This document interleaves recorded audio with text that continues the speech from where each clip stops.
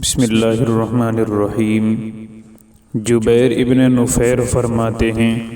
کہ ہم لوگ ایک دن صحابی رسول سیدنا حضرت مقداد ابن الاسود رضی اللہ عنہ کی مجلس میں حاضر تھے، تو وہاں سے ایک صاحب گزرے اور انہوں نے حضرت مقداد رضی اللہ عنہ کو دیکھ کر فرمایا کہ یہ دونوں آنکھیں جنہوں نے پیغمبر علیہ السلام کی زیارت کی ہے وہ بڑی قابل مبارکباد ہیں۔ ہماری خواہش ہے کہ ہم بھی وہ منظر دیکھتے جو آپ نے دیکھا اور ان معرکوں میں شریک ہوتے جن میں آپ نے شرکت کی۔ ان صاحب کی یہ بات سن کر حضرت مقداد رضی اللہ عنہ بہت جلال میں آ گئے، تو مجھے بہت تعجب ہوا کہ اس شخص نے تو صرف خیر ہی کی بات کہی تھی، پھر بھی آپ ناراض ہو رہے ہیں۔ اس کے بعد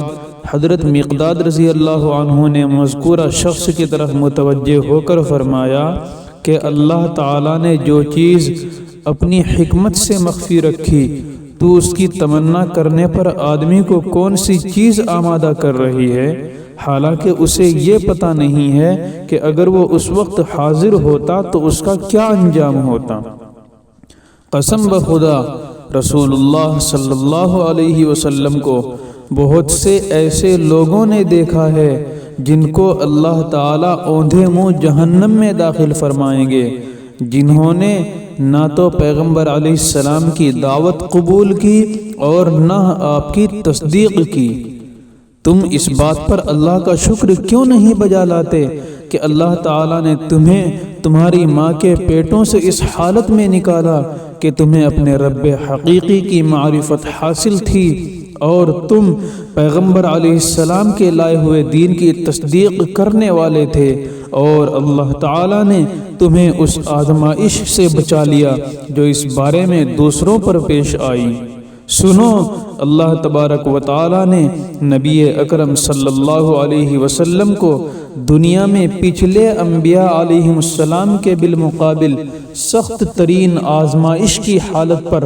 زمانہ جاہلیت میں مبعوث فرمایا۔ اس دور میں یہ لوگ بت پرستی سے بڑھ کر کسی بھی دین اور مذہب کے قائل نہ تھے، پس نبی اکرم علیہ السلام ایسی واضح دلیل لے کر تشریف لائے جس نے حق و باطل کے درمیان واضح فرق کر کے دکھلا دیا، جس کی وجہ سے باپ اور بیٹے میں تفریق ہو گئی۔ پس اگر وہ آدمی جس کا سینہ اللہ نے ایمان کے لیے کھول دیا تھا اپنے باپ یا اپنی اولاد یا اپنے بھائی کو کفر کی حالت میں دیکھتا اور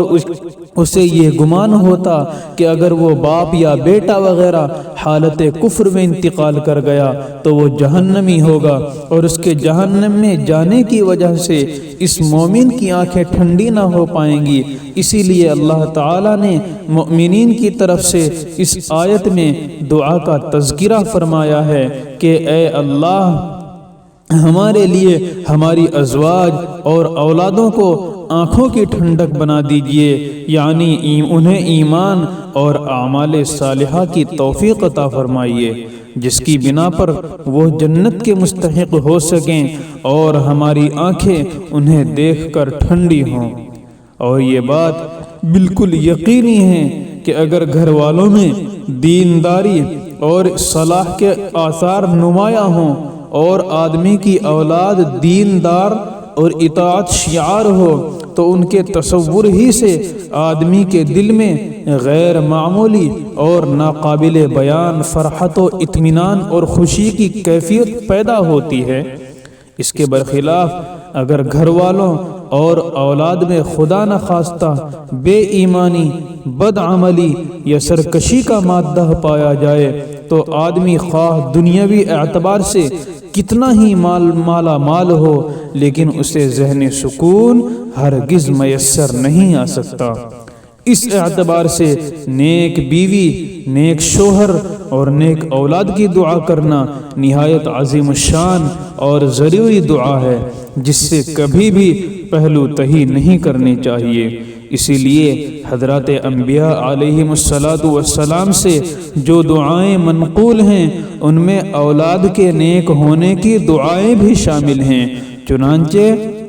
سیدنا حضرت ابراہیم خلیل اللہ علی نبینا و علیہ الصلاۃ والسلام نے بیت اللہ شریف کی تعمیر جدید کے وقت اپنے صاحب زادے سیدنا حضرت اسماعیل ذبیح اللہ علیہ الصلاۃ والسلام کے ساتھ جو دعائیں مانگی ان میں ایک دعا یہ بھی ہے، ربنا وجعلنا مسلمین لک ومن ذریتنا امۃ مسلمۃ لک، کہ اے ہمارے پروردگار ہمیں اپنا تابع دار بنا دیجئے اور ہماری نسلوں میں بھی اپنے تابع دار لوگ پیدا فرمائیے۔ نیز ایک موقع پر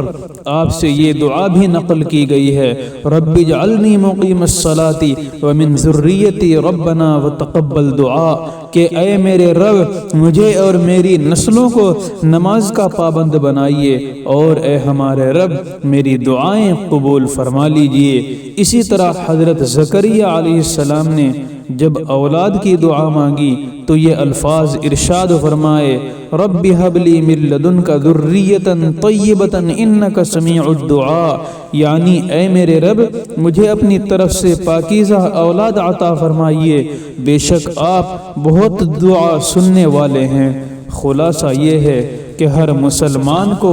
حقیقی سکون کے لیے معنی کا استحضار کرتے ہوئے اس دعا کو مانگنے کا بہت اہتمام رکھنا چاہیے۔